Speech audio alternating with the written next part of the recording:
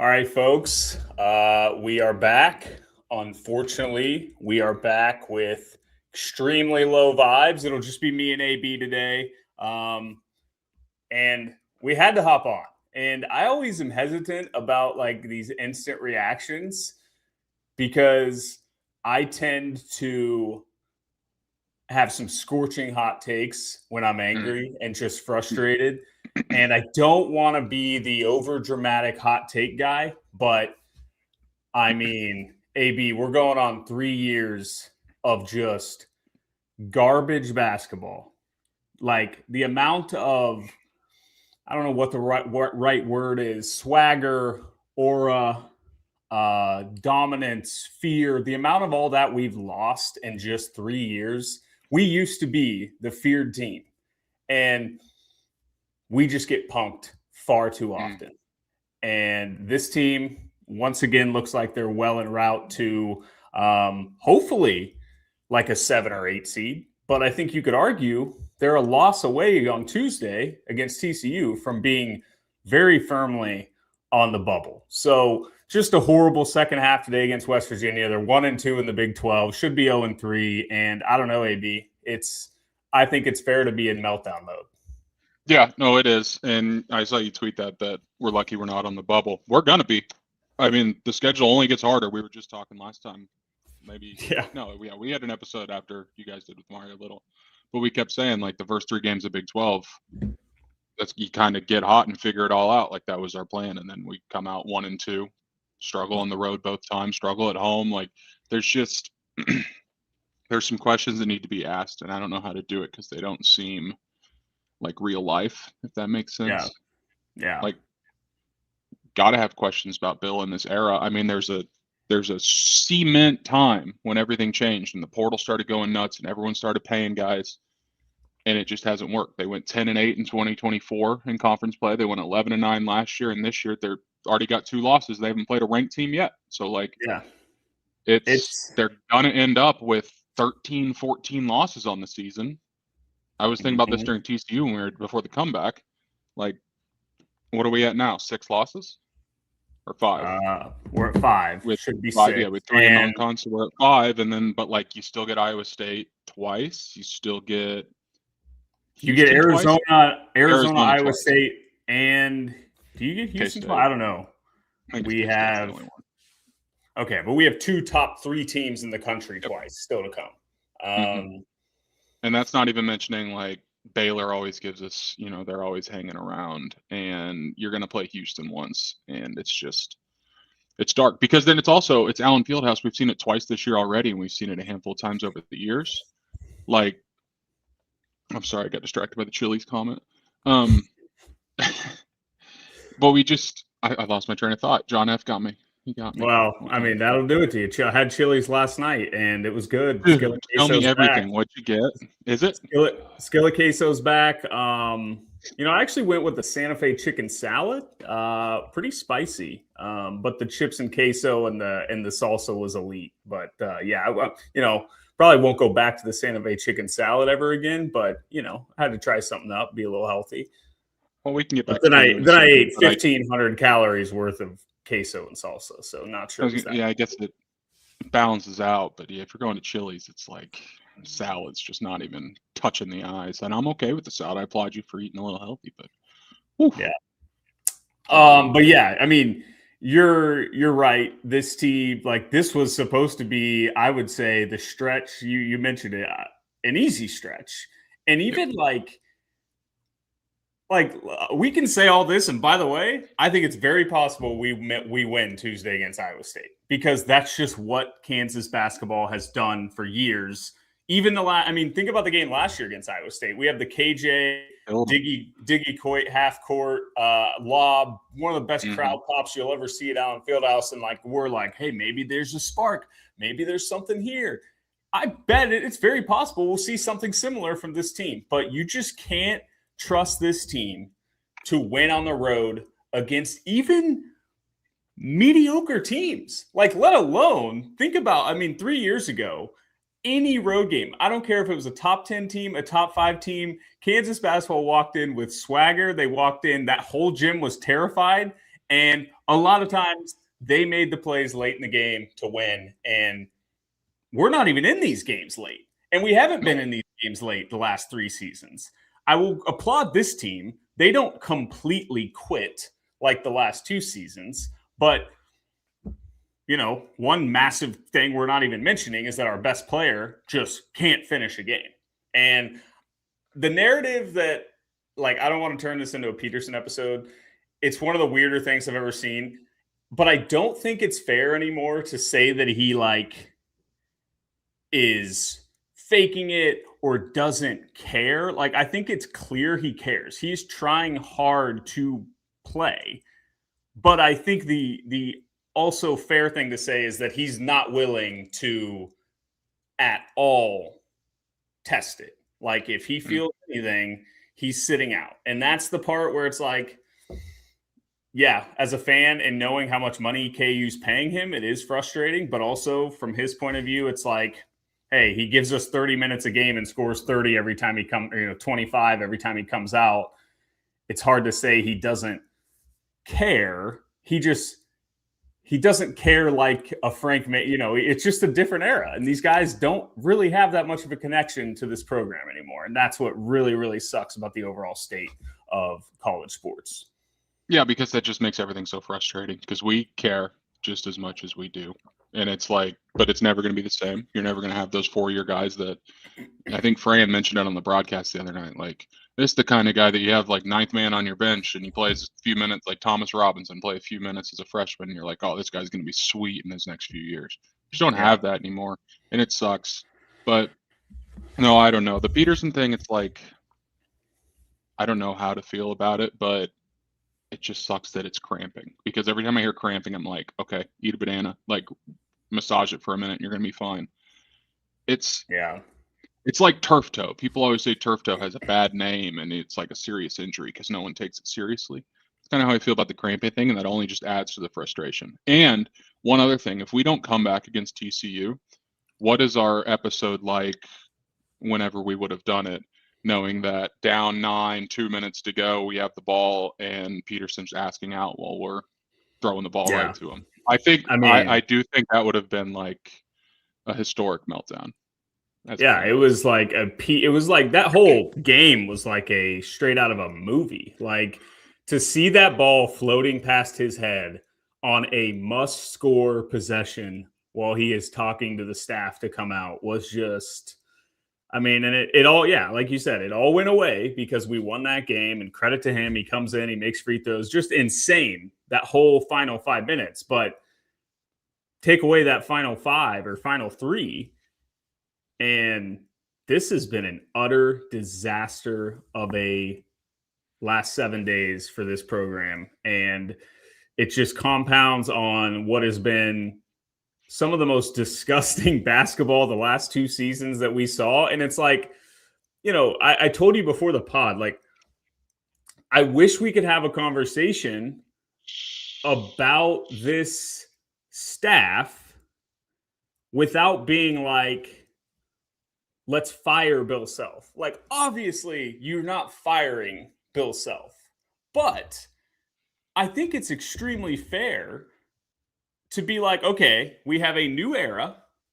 He tried going out and spending the most money and getting the top talent in the portal, and it failed. And then credit to him, he said, all right, that's not my style. I'm going to go out and I'm going to get guys like Melvin Council. I'm going to get Trey White. I'm going to get guys that fit how I want to coach. And he did that.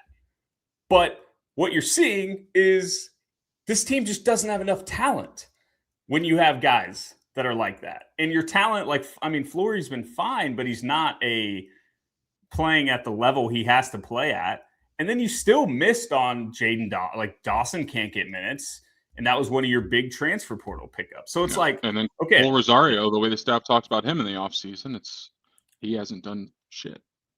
Yeah. So it's just concerning because it's we've now tried 2 different approaches in this new era. And I know we're only 3 years in, but Bill has said before, he's in his final 5 years, right? I think that 5-year number is probably ticking downward after each loss. He's got to just be sick of this. And I don't know. I think the thing about this staff that's frustrating, and I am not a ball knower, so I could have some hot takes here, but like it feels like it's the same thing over and over again. Like that TCU second half, it was just no adjustments, nothing changed for 15 minutes of that second half. They were scoring at will. And I don't know what the answer is, but to just keep letting it happen was so infuriating. And I don't know. So I don't know how to have the conversation without sounding like a ungrateful child, but I don't know how you don't talk about like what is wrong with this coaching staff. Yeah. I mean, well, this is what, like, how long's he been here? This is year 23? Yeah. So well, he came in 03, 04, so 22, I think. What is that, like 15%? 12% of his seasons here have been the last 3. Like, it's a big chunk of it. It's a weird conversation to have because it was so good for so long, and it's hard when it's time for legends to move on. I'm not saying it for sure is, but it's probably time to have the conversation, like you said. But yeah, it's the same thing, and it's I know Bill would have called his team soft if they would be bullied the way they have been the last 2 games they've played. Like the most of the TCU game, it was like past year's TCU's games where they just bully us down low. They get extra possessions and offensive rebounds, and they find a way to score. It's frustrating. Before we lost to TCU, I was about to tweet something out. 2 years ago, we lost to them by like 25 at home, and then last year I think we beat them by 2. And then I was and by the way, up that tweet when we were up or down by 15 with 3 minutes to go, thinking like TCU's blown us out twice and we beat them by 2 in Allen Fieldhouse just in the last 3 years. Like that's concerning. It's not Houston. It's not Iowa State. It's TCU. Every single year they're a bubble team, and they manhandle us. And I know we won the game, but it's again I mentioned it to you, process over results. Like the process of that comeback, if that's how you have to win games against the middle tier of your conference, it's not sustainable. And they're just not going to be a serious team once the bracket gets released here in 2 months. Yeah. And at least when we were doing that, we talk about the Devontae Graham game of 2017 versus West Virginia. Like, at least when we were doing that back then, those comebacks were against top 25 teams that were going to be Sweet 16 level talent. Like, we're doing this against garbage teams. And I mean, we beat TCU by 2 2 years ago or whatever, last year, whenever, and it took a questionable Ernest Uday flagrant foul for us to win that game. And also, we've now lost 3 straight to West Virginia. We lost last year at home to West Virginia, and I think we've had 3 different coaches at West Virginia in that span. Like, it's bananas, the records that these teams have broken. Like the conference streak of openers, the ranked streak or whatever. I don't even remember. It's just crazy how bad it's gotten the last 3 years. And I was having this conversation with my dad because my dad is always like, "Oh, you overreact. You're so ungrateful. Like, you need to be grateful for what Bill Self has done." And I am, trust me, like nobody has enjoyed the last 20 years of Bill Self more than me. But I also am very scared of turning into Indiana basketball or turning into, Kentucky basketball for that.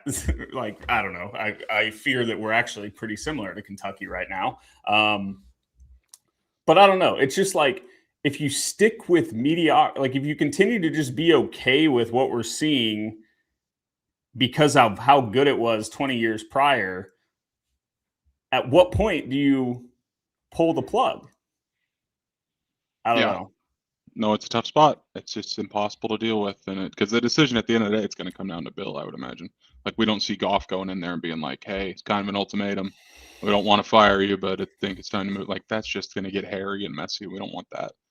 And so, so you asked the question last year. We debated it a lot. The over/under of years Bill's going to coach. I'm assuming you've changed your mind a little or changed your tune a little. I can't remember what the number. I think it was 5 years. I've said before this season, so this would be one of them. Yeah, like I've been very firm on I don't buy into that he's down to his final year. But I do think Bill Self is a very smart and self-aware guy. And I do think he will either like I just can't see him doing this for 5 more years. Now, I think he desperately, and he has said this in interviews, I think the next time you see a vintage, if we see another vintage top 10 team, conference champion, Final Four caliber Kansas team, I think he leaves at that point because I know how badly he wants to go out, leaving this program in a good spot. But that's what's kind of scary is it's like, well, that screams hiring internally after a good run with a good, you know what I mean? And I just saw this. I mean, listen, I hate being this guy because I love Jeremy Case. Great guy. Ever since I saw him fly through the air to stop a Silvio stool, he broke his collarbone or elbow or whatever for this program. But like, guys, in what world are you watching the state of this program right now thinking that we should hire internally? And I don't know. I can't. I will be irate if like Bill retired at the end of this year and we hired internally. How is that possibly the answer? Yeah, it can't be. It can't be. But like if odds were to come out, that's probably the favored option of what they'd actually do. Yeah. Which I mean is more so just like it's way broader to just say someone from the staff and then to pick random, coach from any school in America. But I don't know, dude. I don't know. And I think the scary thing is about our next hire is,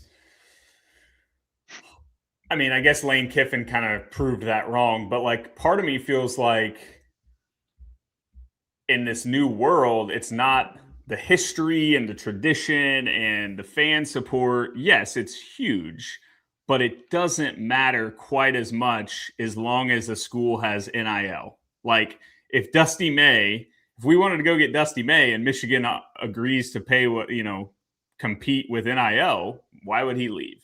Now, a guy me and you love.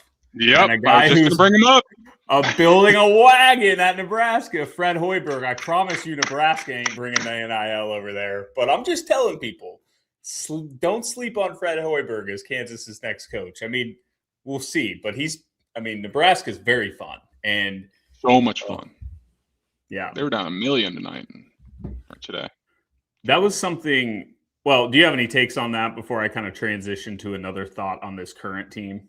On Hoiberg or like the NIL? Just like basketball or like hiring and the new version and like the fear of, I think Nick Schwerdt, we were just texting, was talking about like there's not that many candidates out there. Like, and that's why you've seen a lot of people hiring from within. But that's my fear. Yes, but we could name plenty. But the problem is like it's not really about the history of your program anymore. It's about who's like Indiana kept Signetti because Mark Cuban can dish out billions of dollars. Mm-hmm. Like Michigan's got Larry Ellison. There ain't no way Dusty May's going to get out of there without getting offered like $20 million a year. Like, yeah, it's tough. So yeah, it's just in the comments. McCollum, he's always been my guy. I've been calling him for a couple of years now. Hoiberg would make sense, but like, yeah, it's not like it was 15 years ago when there were these up and comers at these mid-major schools that easy pickings in a way. So yeah. I don't know. Like you don't have Cal at Memphis anymore. And you don't have Bill. I mean, frankly, like you look back on Bill Self's resume when he became Kansas head coach, like it was the most perfect hire in the world. He was he even 40 yet? Like he was maybe 40. He had been to Elite Eights. He was young. He had ties to the program. It was just so perfect. And yeah, like even people talk, Nate Oates is in his 50s. Fred Hoiberg's in his 50s. Like you're not getting our next hire, unless it is like Jeremy Case or a John, like a John Shire situation. Your next hire isn't going to be here 25 years. Like Bill might be here, even 20 years, I would argue. And that just sucks because that's what we've always kind of seen. I mean, we've had really all we've seen. Yeah. But this question, so someone commented with the class coming in next year, there's no chance we change coaches, which I kind of agree with. I have two parts of this that I want to talk about. I kind of agree with that statement, but at the end of the day, like, when are we going to have a class that's not good enough for Bill to leave? Like, we're always going to have dudes like it. But now, Yeah. part two of this, if we do land Stokes, which seems like there's some momentum building with that, who knows? It's recruiting, what's going to happen. But say we do land him and our class is unreal. What are our thoughts and expectations going into next year?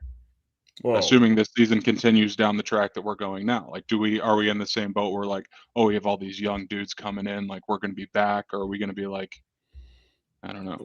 well, the narrative, and I think me and you will agree on this. The narrative will be, oh, look at this class, like top 5 talent, like this team is so sick and we'll be a top 10 team. But I think we know, and anyone that's watched Kansas basketball closely, Bill Self ain't winning with a team full of freshmen. It's never happened. I don't think it ever will. And I just like, so yeah, I think the thing has to be getting, I don't know, getting Stokes like, and Kenny, and then surrounding them with guys like Council and White. But it's like, God, we have Darren Peterson surrounded by Council, White, and Flory, and it's not good enough. Here's the thing. But we kind of just answered the question on if we think he should still be here, because it's like, if he can't win with young guys and young freshmen, and he clearly can't do it with recruiting transfer portal, like, what's the third option? There just isn't one. I'm sorry. I'm frustrated. Okay, and it's all coming out now the bad way that we didn't want it to come out. No. I'm going to give a level-headed take here because I've had some time to cool down a little bit. Now, this is a cop-out. This is a buy ourselves time before we accept reality. But I think it's fair to say the last 2 seasons, now this was Bill Self's fault, but the last 2 seasons, a huge reason why we sucked was his loyalty to guys that were not improving. And whether or not you want to blame it on Hunter Dickinson or KJ Adams or DeJuan Harris, I lean towards it was a KJ, DeJuan not being, and call it Hunter too. Those 3 being your core, just you can't win that way. It didn't make sense to have 2 that poor of offensive players playing together. And so I think that was why I came into this season like, okay, this is a put up or shut up type season for Bill Self, because you can't blame the past 2 seasons. You can't blame KJ and DeJuan anymore. It's his roster. It's a new team. There's no loyalty factor. So here's where I'm level-headed. Is it still too early to melt down or like to completely be out on the season, considering the fact that Darren Peterson is still not capable of finishing basketball games? And I'm not saying that's going to change, and that is a huge problem, but like, is it somewhat fair to be like, well, they still have a shot, because if he does figure it out, and there was a stretch in that West Virginia game where you could see them starting to coexist better, and then it just completely fell apart. But I don't know. Like, that's my level-headed take, is it still is January 10th. We still haven't really seen this team fully healthy together yet. And so, like, maybe it's not fully time to be done. But, God, that's just me trying to, like, I don't know, make myself feel better. No, I can't get to a point in my head where I'm going to think this team's ever going to be fully meshed and playing together. Like, I just think that this DP thing is going to be every game the rest of the year. We're going to have to see a little split screen of him on the sidelines with the thigh compressors or whatever the hell they are going on his legs to get rid of it. Like, I just think that's our reality the rest of the year, and that's not going to change anything with the chemistry or the, like, there's always going to be questions if he's available or not. And mentally, I don't know how the other guys do it. I really don't, because and I think CDOT tweeted this out, but we've all noticed it. Every player on that team looks different when they know DP can't come back in the game. They're more aggressive. They seem like they have more confidence. It's just a weird vibe, and that issue is not going to get fixed if at any whistle blow during the game he's going to be like, "Oh, I got to come out. My legs don't have it," which is fine. Like, if they're hurting, that whatever. But in terms of Kansas basketball, like, doing anything, I just don't think it's reasonable to think that's ever going to change. Yeah, and I think I mostly agree, but I will say, like, and it's so funny, like, all-time jinx by me today, when we go up 59-51, like that was the most fun the offensive looked. I'm not sure you saw this stretch of the game, but like the ball was zipping around the perimeter. Guys were driving. Guys were finding open guy. And it felt, and Melvin Council was being a little aggressive. He was getting out on the break. And it felt like things were starting to click a little bit offensively. And then I'm not kidding. I tweeted that, and we didn't score for 1,000 years. And we missed 9 straight shots. They go on a 20-2 run. And it was just like, oh, yeah, we stink. Like, and this is what I was going to say earlier, and the thing that I think has me the most, like, just so ready when Bill Self does call it quits. I so badly want an offensive-minded coach, whether or not that's the recipe. But, like, our KenPom numbers, dude, 2 years ago were the 57th best offense in the country. Last year, we're 52nd. And this year, hey, top 50, we're 47th. I'm so tired of just disgusting offense. And disgusting defense too. Yeah, and that's a problem. Frankly, like 2 weeks ago, this defense, we were the 4th best defense on KenPom. We're 17th now. Yep. It's insane. And it's one guy we haven't mentioned who I've been very frustrated with over the last few weeks. Bryson Tiller's got to figure it out, man. Holy shit. We've talked about this, I think through text, maybe on here, but we've talked about how we're obsessed with like the style, the idea of him, I guess, like his size, his style, the way he plays. But it just hasn't been it the last few games. Like, yeah. Defensively, it's brutal. Shots aren't falling. He looks uncomfortable when he has the ball. Like, it's frustrating. And when you start 2 guys that are 6'10" and 6'11", and Tiller's a thick guy and Flory's strong, like, you got to rebound better than that. You got to have a better presence in the paint. Which brings me to another point. I'm not a basketball coach. Bill Self knows infinitely more about X's and O's than I do. But this 5-switch thing is driving me nuts. I feel like it's not worth it, and he lives and dies by it. And I'm tired of seeing Flory getting matched up on a point guard, pulling him out from rebounding or whatever. It's just, and again, I don't have any, it's just like someone talking about politics. They want to bitch and bitch and bitch, but have nothing to say on what would actually fix the issue. I don't know what would fix it. I just think I've seen enough of the 5-switch, everyone switch every screen, when there's 18 screens on every offensive possession. Like, they're just going to keep doing it until they get the mismatch they want, and then they're going to attack.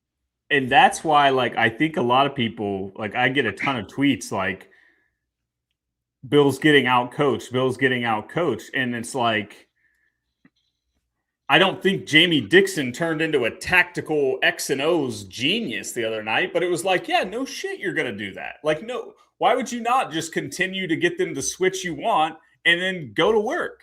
And it makes Bill look like he's getting out coached, which I guess you could argue he is, because he's continuously trying the same thing while the other guy takes advantage. It's kind of like Will Wade just living and dying by not guarding Melvin Council, and it, like, sometimes it backfires.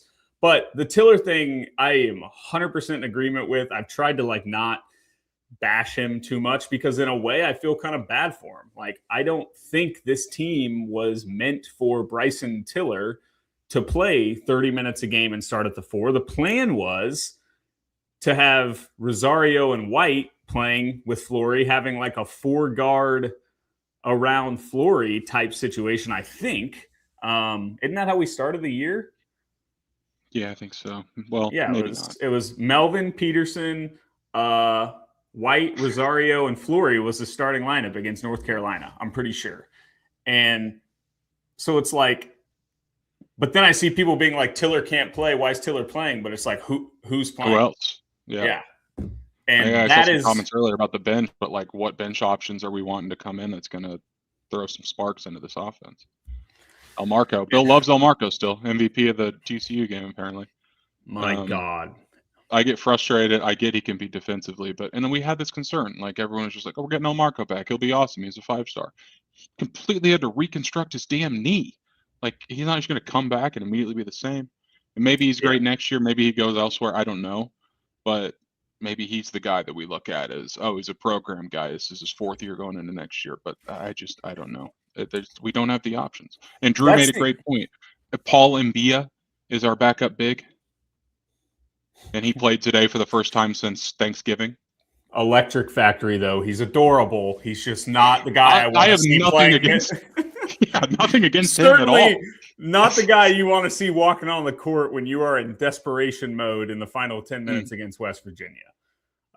Starters for the North Carolina game was Flory, Rosario, Council, Trey, DP. Right. And that to me, the style this team was going to play was like up-tempo, fast, spaced, trying to shoot it. I mean, think about that. If Rosario plays well, if Rosario is who we thought he was, and White has exceeded expectations and Council has exceeded expectations, it's like, but the gap is obviously one, Peterson not being like, you just don't know what you're going to get from him. And then the 4 spot, like even when Tiller's horrible, like he was against TCU, there's nobody you trust to come in for him. And I think that's the other thing that has been really frustrating to me about this staff the last 3 years is even the guys that have stuck around the program are not improving like we used to see. I mean, DeJuan, see, this is why I don't like to do live reactions. But like DeJuan did not improve for 4 years. Like after that national title season, he was essentially the same player. And yeah, El Marco has the injury thing, and I guess McDowell you could say has improved a little bit, but like we need guys that are playing starter minutes to have massive jumps in productivity. Cole mentioned him earlier. Where are you at with Flory? Because going into the season, I thought if he struggled, that would be who the fan base points the finger at because of the whole transfer portal thing, and then came back when we gave him a raise. And, that's just the way the sport goes now. But I think everyone had higher expectations for him. I don't know where your thoughts are with him or his future, I guess. I don't know. It's hard because, like, I was stunned the other day when, let me pull it up. They showed his stats. Like, he's averaging 14 and 9 a game. And so if you would have asked me before the season, would you be happy if Flory averages 14 and 9 a game? I would have said absolutely. Like that means that means Darren Peterson's averaging 20, Melvin Council's maybe averaging 10, Trey White's averaging 12. Like that to me is a good recipe, but there's just something about the eye test with Flory, like that TCU game, man, until overtime, he was horrible. Just gets bullied. And I mean, I think the frustrating part about it also is that we had to spend 2 weeks in the portal negotiating to get him back, which I know that's just the new world it is, but like that was just a frustrating move by him, I think, to go test the waters and make us spend that time. And I don't know. He's got to be better though. He has to play. He has to be a all Big 12 type player. And I guess his stats would say that he is, but there's no way anyone watching these games feels like Flory is like a dominant force. Yeah. Transfer or go to the league next year? I don't know. Just reading the comments. Well, I saw he was like a projected first rounder at some point in the last month. Yeah, it's so weird. And okay, the other thing, I know Darren Peterson's scoring a lot. And this is where I'm not a ball guy. I'm not an X and O's guy. But it's an eye test, baby. But to me, when we go minutes without scoring, like, does it not feel like we're running enough offense through Darren Peterson sometimes? He didn't take a shot that whole stretch. I know. And it's like, and I know he wasn't on the court the whole time, but like, good Lord. Maybe that's on him, but it's like, hey, could we maybe just like do a little clear the floor ISO ball for Darren Peterson?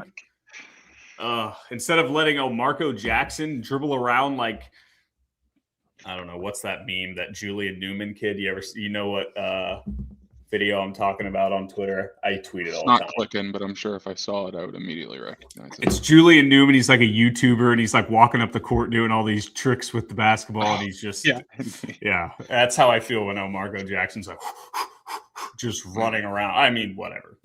This is where That's what it is. I don't like to do these live reactions because I'm an ugly person when I'm frustrated, but I don't know. And that's where it's like, I don't feel like me and you are sitting here being like Bill Self needs to be fired. I think we are just sounding the alarm that it's a fair question to be like, since this new, I mean, and it's totally fair, by the way, if Bill Self isn't cut out for this new era. He's had 2 heart scares. This new era is a disaster. It's got to be miserable being a coach. It goes against everything he had built his coaching career on, which was like developing program guys, bullying them for years in practices until they just were really, really good, and just getting guys so bought in. And so, like, it's totally fair if Bill Self were to just hang it up like Jay Wright and Roy and Coach K and was just like, yeah, this new era sucks. It's not what I'm cut out for. But I think Bill Self's too competitive of a guy. Like, I think he really wanted to be like master this new era. I think he felt like, I've heard this before, like I think he liked the idea of having a roster to build around a budget. Like it was like an NBA getting to experience a coaching style of like an NBA coach or GM, but it's just not what he's built his legacy on. And it's fair if he's not cut out. Well to it. Who was awesome in the 2010s that's still awesome now? I know that. I think me and you talked about this last year. Like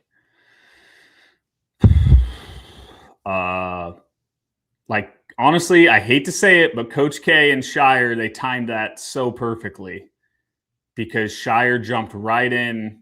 And the other criticism, and I keep seeing it in the GMs, yeah, you got to have a GM, or I said DMs, but I meant GM or chat, but we've got to get a GM, I think, because that's what Duke did. And I know like this GM, I don't think the GM for Duke is out like scouting necessarily. I think they're more around like the money and the brand deals. I think it's like a former executive from Nike, if I'm correct on that. But that's what's kind of frustrating is it's like, you look at our staff. Yeah, we went and got Jock Vaughn, but we have not done anything different in this new era while all these other programs are trying different things. Yep. It's just frustrating, man.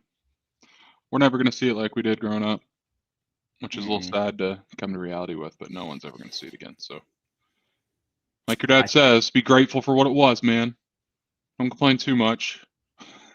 Yeah, but it's like I'm so scared of us being Indiana basketball. And I mean, Indiana basketball has never gotten back to what they were. And, you know, they're now like people have arguments about whether they're even a blue blood anymore. Now, I don't think we're heading that way, but we could though. That's your it fear. is 20 years from now. You never know. And the fear for me is not that Bill Self's going to turn us into that, but my fear is that Bill Self may hold on 1 or 2 years too long if we continue to see this for, you know, if we do this again next year and then we run it back again. It's like, okay, well, now you've done half a decade of poor basketball. And then if you get the next hire wrong, now you're well on your way to being Indiana or being Villanova. I mean, Villanova not cutting. Are they back? I feel like they're not better that this good. year, but I don't think they're great. Who'd they hire? The Maryland guy? Kevin Willard. That's right. Yeah. Here's what. But on the topic of offense, me and you have also texted about this. Watching UConn or even BYU or just these programs that have taken like pro style offenses and sets and stuff. And it's just like, God, I want it. And do I think Nate Oates is, I don't think Nate Oates is the guy because I don't think you can win national titles playing the way Alabama does. Like, I think you can win one, but it takes a lot of good fortune when you play as bad a defense as they do sometimes. But I don't know. I love watching UConn play, and I love the sets they run, and I love watching. I'm trying to think of the other programs that have just Michigan. I guess you could argue. That's what if we hire Jeremy Case or something, and we just continue to run the same offense we've seen the last 10 years, 5 years, I can't do it. We will, though. We'll be there for every single game. Have you been to the field house this year? Mm-mm. I was going to go. No, I guess I can't go Tuesday. But, yeah. I mean, talk about me. I gave up my season tickets 2 years ago. And some would argue that's the greatest decision I've ever made. That was mainly because I was getting married, starting a business, going to have a kid. But I'd like to just say I saw it coming. I saw where this program was headed, but no. You sold at the right time. But I haven't really missed much, I'll tell you that. I have not many games. Now, obviously, I guess TCU on Tuesday, I was like, damn, that would have been fun to be at. But I saw it about 2 hours too late to actually make a move on it. When I saw tickets were $10 on Tuesday night, the thought went through my head that if I saw that at lunchtime, I would have bought a couple tickets, told Molly to hop in the car, and we'd get down the road. But what would that drive have been? About 4. Yeah. Would have been a tough Wednesday morning, but all right. Well, let's wrap up with this. I wanted to look at the upcoming schedule. It's tough, man. It is tough, but okay. So we have Iowa State. We will be home underdogs, which is hilarious. Well, you know what we'll do. Yeah, we're hammering KU plus money. Can't wait. We then have a Friday night game against Baylor at home, which is very strange. That feels like a big win, though. I think we lose Tuesday, win big Friday. It feels like a pretty I guess it's 2 home games, so that's fine, but that's a pretty tight window. I guess teams play Wednesday, Saturday, so it's not that different. But we're about to play Saturday, Monday. Or I guess not this week, but we have before. That's true. So you go Iowa State at home. I mean, that your dog's in it, but let's just call it a coin flip. I think you should handle Baylor easily on Friday, I would hope. I mean, it's hard to say easily after what we saw against TCU, but I'm just trying to be fair here. You go to Colorado on Tuesday the 20th, a 10 p.m. tip. My God. PU. I don't know much about Colorado. They are 12-3. Yikes. Okay. That's concerning. That's probably a loss. That could mean anything, though. Yeah, I guess. But if we're talking about losses to Colorado, like that's bubble seed. We're just gonna be in the bubble. No, I mean that's kind of what I was getting at. Like I think if we go Iowa State, Baylor, 2 home games, then we go at Colorado, at K-State. And then BYU at home. It's like, I mean, and then at Texas Tech. Oh my God. So yeah, I would say you got to win 3 of the next 4. You have to. For what? To not be firmly on the bubble. Okay. I think. I don't know. Maybe our strength of schedule is good enough to protect us. But I feel like we don't have like key non-con wins. Like, what's our big at NC State, Tennessee at a neutral? Like, we lost our big ones in non-con. And I think Tennessee's bad. Yeah, he got killed today. They played Florida, right? Yeah. I saw Florida was up $1 million on a ranked team. At what point? I don't even know if I should ask this question. At what point, with the team looking like this, does Darren just shut it down? That's pretty terrifying. Like, are we getting to that? Like, I'm not saying it's imminent. I have no intel on this. I'm just simply asking if he's sitting early in the season when there's not much to play for. Why would we think if this team doesn't look like a legit, threat to make a second weekend or even a Final Four run? Like, it's not like he's going to drop in the draft.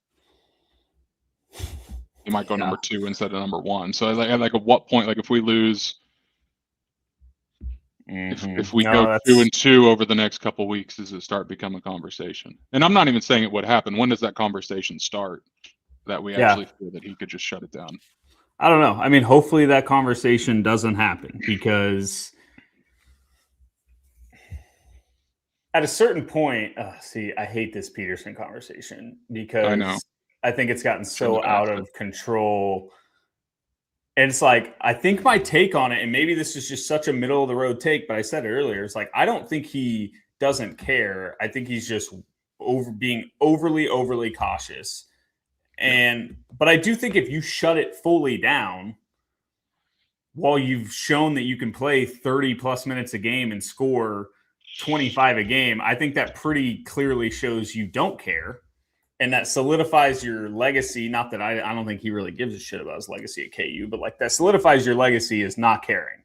Whereas if he just continues to do what he's doing right now, as frustrating as it is, I think it's hard to say he just flat out doesn't care. But so I don't know. I hope it doesn't come to that. But yeah, at a certain point, if there's nothing to play for, really. But that's the thing about the NCAA tournament, man. Anything can happen. So it would really suck if he sat out. Like, look at Kentucky in 13, 14 with Julius Randle and those guys. They're a 9 seed. They make the national title game. Should have won the national title, like, that game. So that's where it would be. I would be very disappointed unless the injury somehow like came back, like the hamstring issue. Then yes, sure, whatever. But if he just shuts it down and decides, instead of trying to play 30 minutes, I'm not going to even try at all, I think at that point, the fans that think he just hates KU and doesn't care would be vindicated. Yeah. We've been more basketball pointers. We have more basketball points that we'd like to make. I don't think so. I'm out of takes. Well, we should mention Scooter, I think. Scooter was very good friends with my uncle, so maybe he's just like, I've just known of him for longer than a lot of people. But just go look at the comment, and I think KU even posted like a graphic of it, but go look at the comments of them announcing his death, and look at all the players that are commenting on it still from like 25 years ago, 20 years ago, all the way up until now. Like, he was a fucking awesome dude in that sense. It really is crazy. Like, when someone passes away, like, you obviously, anytime someone passes away, it's like, oh, great. It was a great guy, great person. Yeah. But like, you can tell when someone just truly was like as elite as it gets of a human being, when you see a reaction like this from a guy, like, it's crazy. Like, everyone you talk to or hear talk was like, he was incredible, and there's just no way around. Like, it's crazy. I think it was like, this goes off the Scooter, but like, even Barstool Beef, did you watch any of that stuff? Like, he was kind of similar. Like, I was like, oh my gosh, like, how good of a guy was that guy for the just everyone that met him was like, nicest guy you'll ever meet. And that's just how it was with Scooter. So it was crazy. And I mean, the way KU won that TCU game was like wild, to just the way it happened, with that being the first game since he passed away. It was awesome. But yeah, just seems like the most universally liked guy you'll ever find. Yeah, I agree with that. Well, folks, I think that's all I got. I feel like we weren't too absurd in this episode. No, I think like all of our takes are backed up with like valid thoughts, whether it's early for him or not. I think that's the debate to be had, but I mean, we're not like making shit up or like being over dramatic. Like, there's definitely a trend happening, and it's concerning. I don't think we're ready to like pull a trigger now and just completely burn it all down. But yeah, I think we're on a path that the conversation needs to be had. Yeah, me and you are our texts have been the conversation. It's time. Like, it's no longer just living. I mean, it's been in my mentions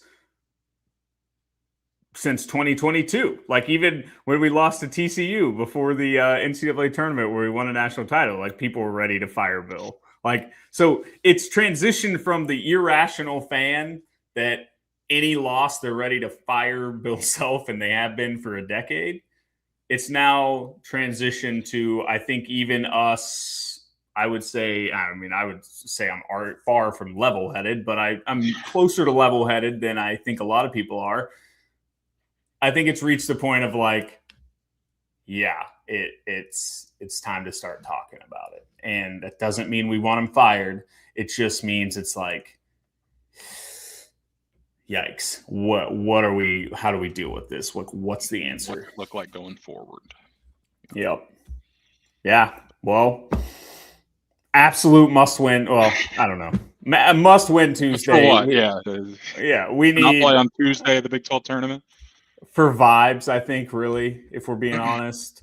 But we thought we had all the vibes in the world after TCU, Ryan. We thought that was the turning point in the season, and it's just like 5 days later, it's all gone. Mm-hmm. And oh my God. I know. Oh, it sucks. But yeah, we need Allen Fieldhouse to do its crazy. I hope we didn't just use up all the Allen Fieldhouse juice for the year in that TCU game. But Iowa State, man, I hate to say this. They are due to beat us in Allen Fieldhouse with the teams they brought in the last few years. When was the last time they did? I think 2017, Josh Jackson team. Yeah. But it's like... Is that senior night? No. Or am I thinking of like a crazy comeback we had like the year before against them on senior night?